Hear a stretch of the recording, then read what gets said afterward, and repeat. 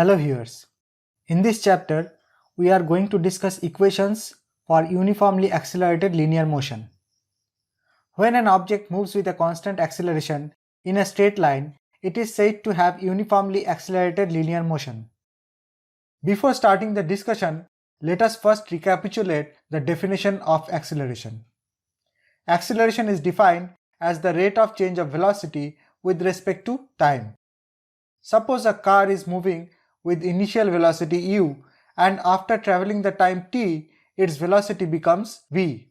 Therefore, acceleration can be represented mathematically as a equal to v minus u by t.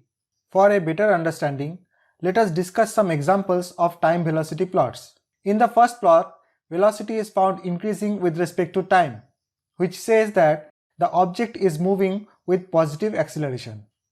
After careful observation, we can see that the increase in velocity is not linear in nature. Here, the acceleration is non-uniform. Hence, the velocity is increasing very rapidly.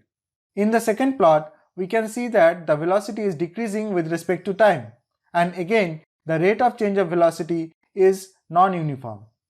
Therefore, we can say the object is moving with non-uniform negative acceleration. Negative acceleration is also termed as deceleration or retardation.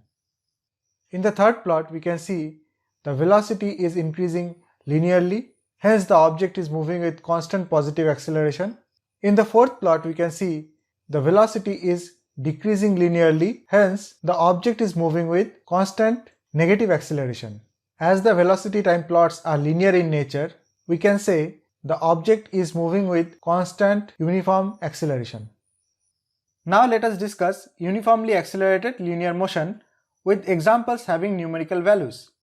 In the first example, the car started with an initial velocity of 5 meters per second, and the velocity of the car is noted after an interval of 1 second each. We can see that the velocity of the car becomes 7 meters per second, 9 meters per second, 11 meters per second, 13 meters per second, 15 meters per second, and so on. In the second example, the car started with an initial velocity of 25 meters per second. Again, if we note down the velocities after an interval of 1 second each, then we can see the velocity of the car becomes 22 meters per second, 19 meters per second, 16 meters per second, 13 meters per second, 10 meters per second, and so on. Therefore, in the first case, the car was moving with uniform positive acceleration of 2 meters per second square, and in the second case, the car was moving with a uniform negative acceleration of 3 meters per second square. There are mainly 4 mathematical equations that describe the linear motion of an object with a constant acceleration. While discussing the equation of motion, we will use these following notations. U will be used to denote initial velocity.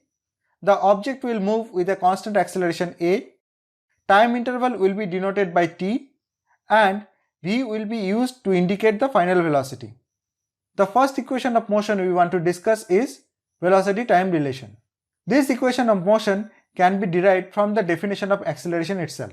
Acceleration is defined as the rate of change of velocity with respect to time. As per our consideration, change in velocity can be represented as v minus u, and this change in velocity occurred in a time interval t.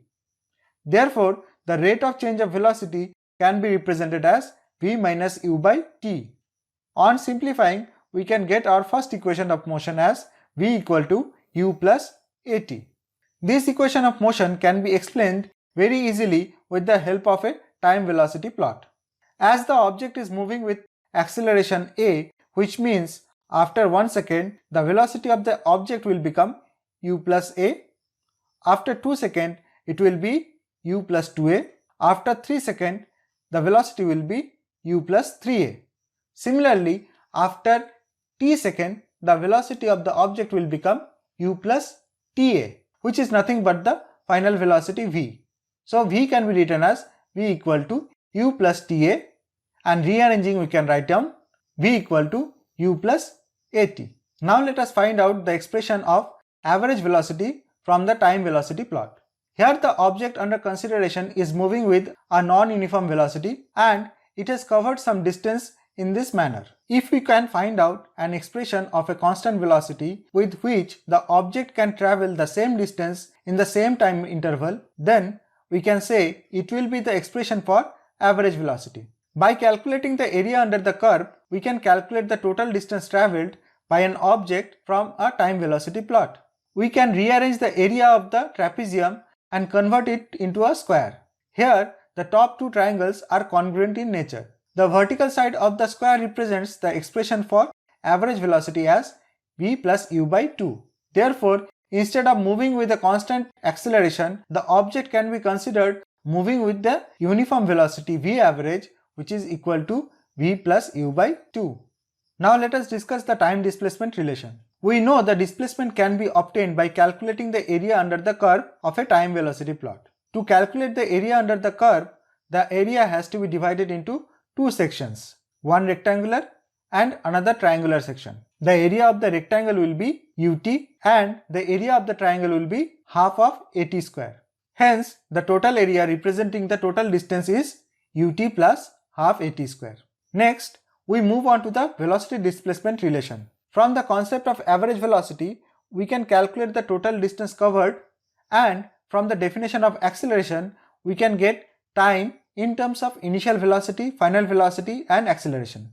Replacing the expression for average velocity and t in the distance expression, we can relate distance with initial and final velocity, eliminating time explicitly. Another exciting concept is the visualization of distance covered by an object at any particular time. To get the expression for distance travelled at nth second, we have to evaluate the distance travelled at nth second and n-1th second. This added distance covered by the object is the distance it covered in nth second. We can also calculate the area directly in a single step instead of calculating both the areas and finding the difference between them. We can write down velocity of the object at nth second as u plus an and at n-1th second as u plus a into n-1. Therefore, the distance at the nth second will be the average velocity at this second times time. In this particular case, time is 1 second. Replacing the velocity terms and simplifying, we get Sn equal to u plus half a to n-1. Next, we are going to discuss the concept of stopping distance with an example. Here a car is moving towards a cliff. The driver suddenly realized that brakes are not working, but due to the positive inclination, a negative acceleration is acting on the car and its velocity is reducing. Here, we have to find out whether the car will stop or it will fall from the cliff. We know the car can only survive if its velocity becomes 0 before it ran out of the path. How will it be possible? To know this, we have to find the stopping distance. If we put the conditions in the above velocity displacement relation, we get the stopping distance as u square by 2a. Therefore, if the distance is greater than u square by 2a, then only the car will survive. Otherwise, it will fall from the cliff. We can also see if the initial velocity increases by twice, then the stopping distance has to increase by 4 times. Now let us discuss the vertical motions under gravity. The first example is against gravity. A person throws a ball up in the air with an initial velocity u. We can calculate the maximum height the ball can reach using velocity displacement relation. At the top, the velocity of the ball should become 0 momentarily. Putting this condition in the velocity displacement relation, we can obtain the expression for maximum height as u square by 2g. The second example is related to freely falling object. In the case of a free fall, an object is released from some height. Here, we can calculate the maximum velocity of the object will acquire just before hitting the ground. Putting the conditions in velocity displacement relation, we get the expression for maximum velocity as square root of 2gh. To sum up, in this chapter we have discussed equations for uniformly accelerated linear motions. Concepts of stopping distance and vertical motion under gravity are also discussed.